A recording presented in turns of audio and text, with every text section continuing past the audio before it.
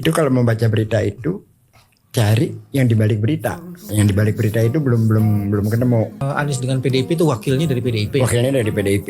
Tapi terus ke PKS mendapatkan Kompensasi dukungan politik di daerah mana, mungkin semacam itu. PKB. Jadi gimana PKB? PKB kan Saya kira sih kalau PKB antara Anies dengan Caimin bukan lebih kepada partai ya. Saya tanya bagaimana dinamika di Nasdem. Jawabannya asik. sekarang di pihak lawan dengan komposisi kemungkinan kayak begitu, siapa the next kompetitor? Yang sedang menunggu bola muntah itu Heru Budi. Maksudnya sebelumnya? Lah kan dia harus gonta-ganti mobil pada saat mau ketemu Anies. Nah, terus besoknya kan dia dipanggil Jaksa Agung kan. Kita lupa unsur Ahok ya. Ahok juga kan Udah selesai. katanya elektabilitas masih bagus nih. Iya tapi udah selesai. Madu, salah satu obat paling mujarab, insya Allah. Sedia madu ternak dan madu hutan. Dihasilkan oleh lebah dari nektar bunga asli, bukan dari gula yang dimakan lebah. Proses higienis, kemasan praktis dan elegan. Garansi 1 juta rupiah jika terbukti madu kami tidak asli. Terbaik, madu kelanceng, dari lebah spesial. Hubungi. Coba kalau disimulasi apa alternatifnya? Dia bisa Anies dengan PDIP dan PKS mendapatkan kompensasi di mana? Kompensasi dalam artian dukungan politik juga ya. Anies dengan PDIP itu wakilnya dari PDIP. Wakilnya dari PDIP. Tapi terus ke PKS mendapatkan Kompensasi dukungan politik di daerah mana? Mungkin semacam itu. Jawa Barat lah misalnya. Ya kira-kira kayak gitu. Jawa Barat atau mana lagi yang PKS kuat? Sumbar. Gimana dengan PKB? PKB itu Caimin ya. Karena Andika itu kan didorongnya katanya PKB sama PDI kan. Bisa jadi. Ya kita kan ini membaca yang ada di permukaan. Ya saya selalu gini diajarin dari dulu ya.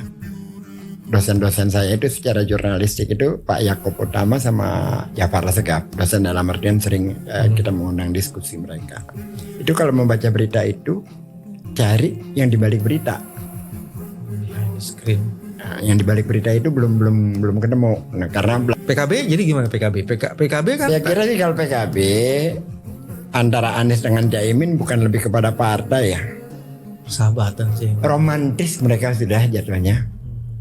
Jadi pada ujungnya itu bagaimana mereka berdiskusi berdua aja itu. Suntul berdua. Iya, itu menjadi saya melihatnya pertemanan Caimin dengan Anies itu menjadi romantis gitu loh.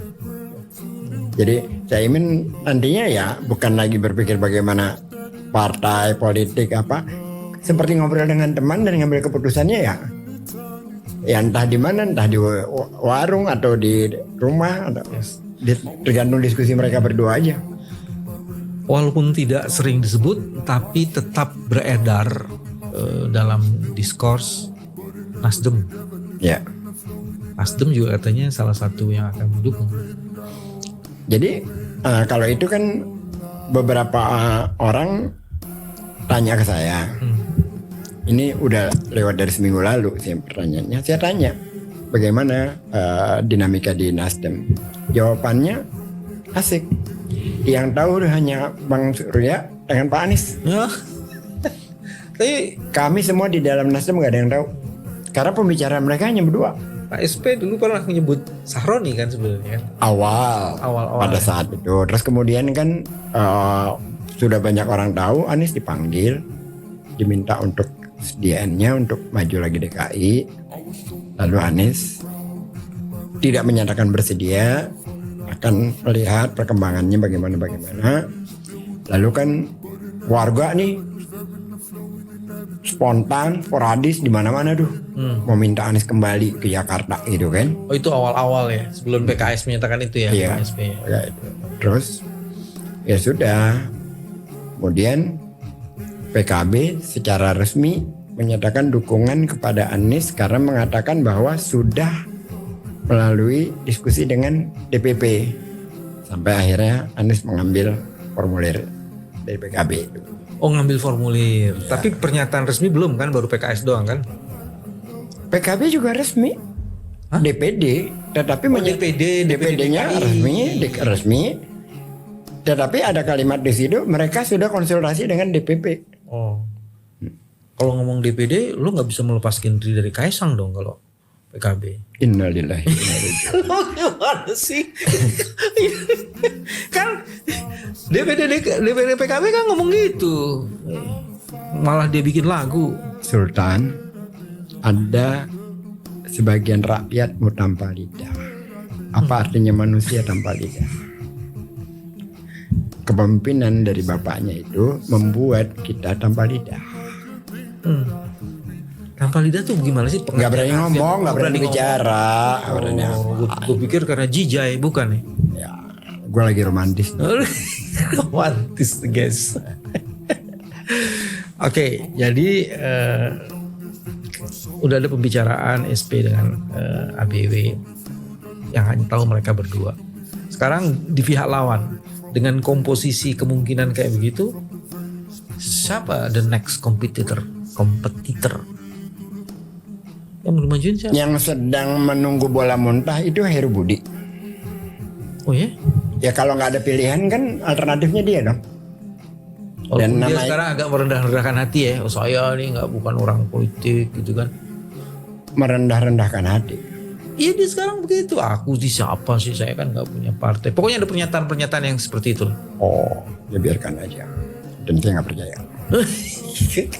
Karena kan sebelumnya fotonya di mana-mana. Ah iya betul. Lah jauh-jauh Cikini Raya sini panjangnya waktu itu. Iya. Dekat sini apa? Tidak ada kebijakan Pemda yang dirilis tanpa tidak menyertai fotonya Heru Budi. Iya. Banyak. Tapi karena Kenapa lu terus bilang nunggu muntahan apa maksudnya? nggak ada jalan. Oh kalau nggak ada calon, Budi lah yang akan dipilih. Bisa jadi. Karena kan siapa coba sampai hari ini dari koalisi Kim itu dimajukanlah nama Zita Anjani, terus apalagi PAN itu kan. Oh, waduh, jauh tuh lewat banget. Ya makanya. Terus, Sebelumnya lagi keponakannya Prabowo, saya lupa namanya, Budi itu yang anggota DPR, Budi tapi dia Jiwandono. tidak bersedia. Gak ada jalan. Gak ada jalan. Dan Ridwan Kamil belum mau juga kan, Golkar belum tentu mau selain ya MK-nya kan nggak mau. bargainingnya di awal Ridwan Kamil mau maju Jakarta kalau PKS dalam posisi mendukung dia. Makanya kan di-grill dia kan PKS itu. Oh, Dalam rangka menarik dukungan dari Anies untuk mendukung Ridwan Kamil. Kon rame itu kan. Terus belakangan PKS buru-buru ambil posisi untuk memberikan dukungan pada Anies. kalau di gerilya terus maka harus mengambil posisi segera supaya gerilyanya berhenti. Jadi RK tidak bersedia. Dan walaupun itu sangat rugi bagi Golkar kalau RK masuk sini. Sangat 36 juta pemilih di Jabar dibandingkan 8 juta pemilih di Jakarta. Secara partai politik merugikan. Dan kalau Golkar menyetujui opsi itu semakin menunjukkan bahwa Erlangga Hartarto tidak punya otoritas terhadap partainya sendiri. Dan membonsai partainya. Bonsai partainya. Dan itu udah terjadi sih sebenarnya sebelum-sebelumnya. Maksudnya sebelum-sebelumnya? Lah kan dia harus gonta-ganti mobil pada saat mau ketemu Anies. Nah, terus besoknya kan dia dipanggil Jaksa Agung kan. Oh iya. Betul, baik. Siapa lagi? Ada lagi kandidat saya. Ada kandidat-kandidat untuk di Jakarta. Dan berat di Jakarta ini karena relatif masyarakatnya itu sebagian besarnya terdidik. Kelas menengahnya banyak. Yang ketergantungan pada bansos nggak banyak.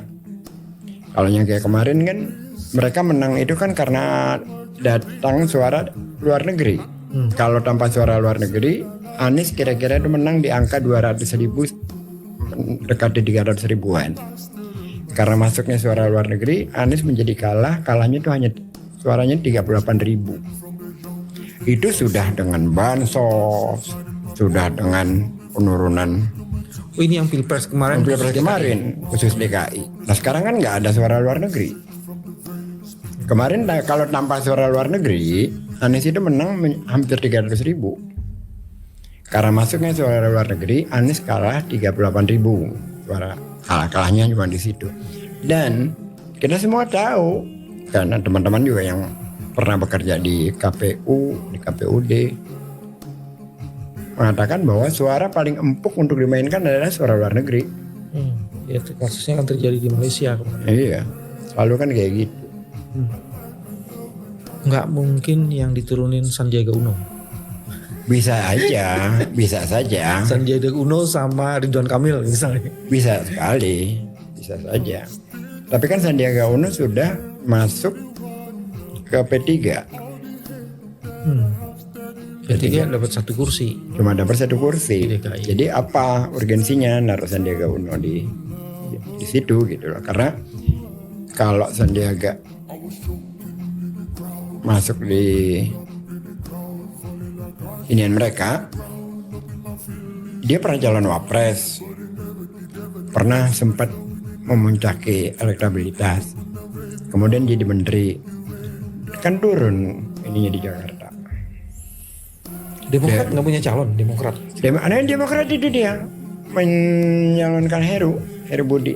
Oh, Demokrat. Udah beritanya kemarin udah Heru. Makanya saya katakan Heru lagi nunggu bola muntah. Karena nggak mungkin Demokrat sendiri. Nggak mungkin Demokrat sendiri. Kalau Golkar sama Gerindra nggak mencapai kesepakatan soal Ridwan Kamil, dia akan cari alternatif. Ya, bisa jadi Heru. Barulah diturunin wakilnya siapa wakilnya? Kaisang. Bisa jadi. Heru dan Kaisang. Oh, lebih bagus Klopp itu. Maksud lo apa kalau? Satu gerbong. Satu gerbong dari bapaknya kan. Oh iya, Heru di sekretaris KSP. Sekretaris, bukan KSP, sekretaris presiden, Kasetpres. Heru. Masih. Jadi dia merangkap 2 jabatan sebagai. Kalau gitu malah kelihatan ya bahwa itu adalah. Iya udah lebih bagus. Buat kita lebih enak gitu. Silahkan aja. Asal jangan menarik-narik ke Anies. Maksudnya mau berpasangan dengan Anies udah bullshit itu. Kita lupa unsur Ahok ya. Ahok juga kan. Udah selesai. Tapi katanya elektabilitas masih bagus nih. Iya tapi udah selesai. Kenapa selesai? Ahok sudah menjadi bagian luar dari Jokowi. Jadi secara kekuatan dia udah paling tinggal sisa 25%-nya dari yang dimiliki di masa lalu. Hanya lebih kepada nostalgia aja. Oh iya, awal-awal dulu sebelum Andika muncul malah ininya Anies Ahok ya. Iya. Dan Ahok itu juga nggak bisa kan jadi wagub karena ada aturan.